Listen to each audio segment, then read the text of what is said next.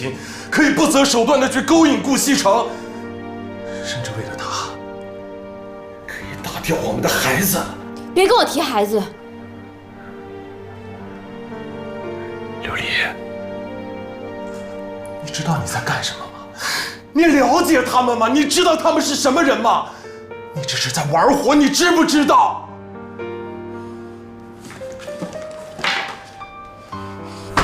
你自己看。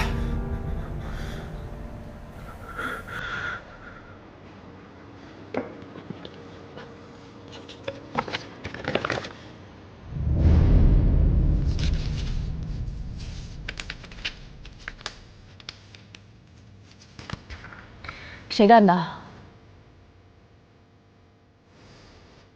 是不是贺锦熙？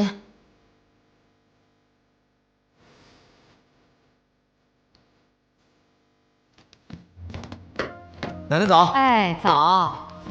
我们上班去了。哎，奶奶，我们走啦。嗯，去吧。把衣服穿上。好。奶奶，拜拜。方叔早。好好。上班啊？方叔早。哎。老夫人，这回你可以放心了吧？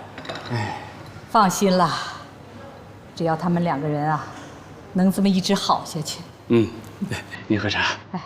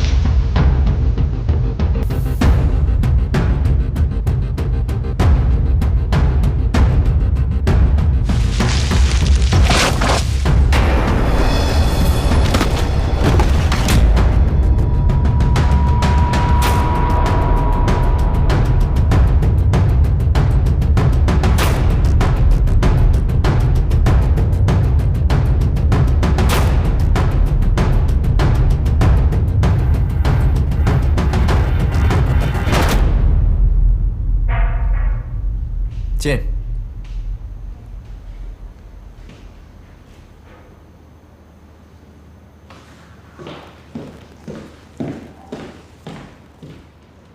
顾总，这是常副总让我给您的报告。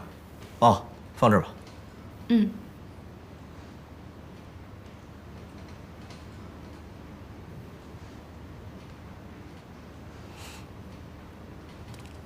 还有事吗？啊，没事，就是那天我表哥挺失态的，不好意思啊。没事。那行，顾总，那我先出去，您有事叫我。